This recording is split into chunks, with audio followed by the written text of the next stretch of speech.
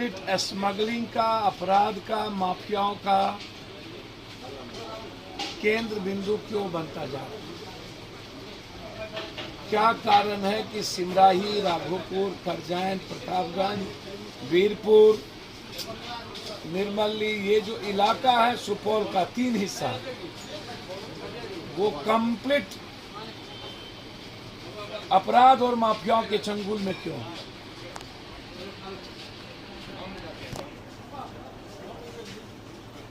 सवाल यहाँ दो मंत्री हैं, गृह मंत्री यहीं से हैं जो जवाब देते हैं।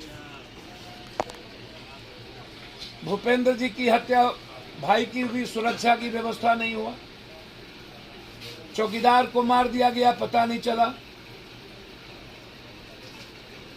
दवाई व्यवसायी को मार दिया गया बिना किसी कारण के। आखिर अपराधियों को समाज शेल्टर क्यों देती?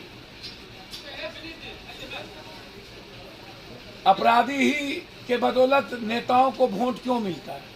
नेताओं के गाड़ी में शराब माफिया, बालू माफिया, जमीन माफिया, टेंडर घोटाला माफिया ही क्यों बैठे रहते? क्या हम एमएलए, एमपी, जनप्रतिनिधि माफियाओं के बगैर ही और अपराधियों के कारण ही बनते हैं?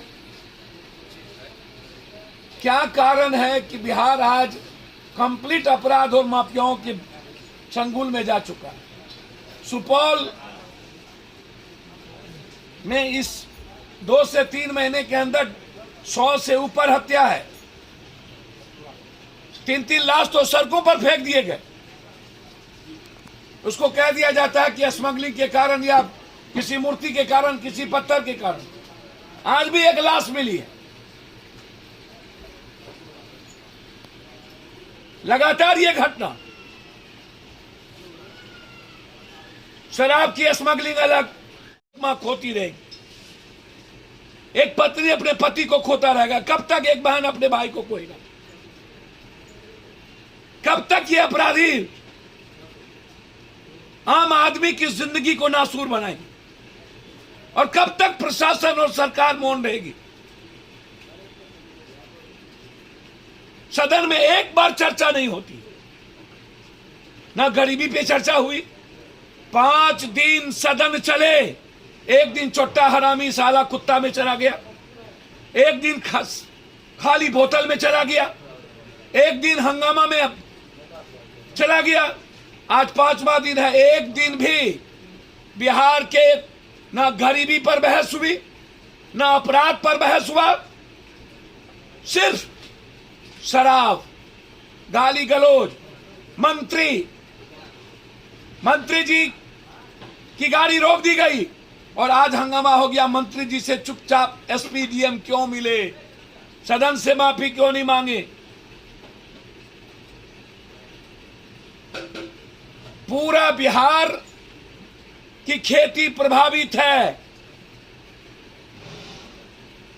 लगातार बिहार में हंगामे हो रहे हैं, लाठीचार्ज हो रही है किसानों पर। एक भी विपक्ष और एक भी नेता सड़कों पर नहीं है। खाद की पूरी किल्लत, जितना आवंटन चाहिए उसका 1 गुना ही मात्र खाद आवंटित है, और वो भी क्वांटिटी और क्वालिटी बिल्कुल समाप्त ना। लाखों किसान सड़कों पे। 15 दिन के बाद गेहूं की खेती का जोताई, बुनाई, रोपाई समाप्त हो जाएगी। किसान मर जाएंगे। 3 गुना बोझ किसानों पर पड़ता है बिहार में। और खाद के सवाल पर जब भी कभी किसान रोपाई में और बुआई में जाता है, चाहे वो डीएपी का मामला हो, चाहे पोटास हो, सल्फाइट हो, यूरिया, कोई भी खाद आउट ऑफ मार्केट। और हम खाद को नेपाल से मार्केटिंग बाजार में लाते हैं और यहां से बाजार नेपाल को भेज देते हैं और फिर हम ब्लैक मार्केटिंग करते हैं। पूरा नेपाल का जो इलाका है बिहार का, वो हम आउट ऑफ मार्केट करते हैं। सरकार गंभीरता से खाद पर ले अन्यथा हमारी पार्टी सड़कों पर उतरेगी। खाद के सवाल पर कोई समझौता करने का कोई प्रश्न नहीं है। जैसे मैंने कहा, अखफोरवा कांड, अभी तक फर्जी नर्सिंग होम बंद नहीं हो रहे हैं, फर्जी डॉक्टर की सर्टिफिकेट कैंसिल नहीं हो रही।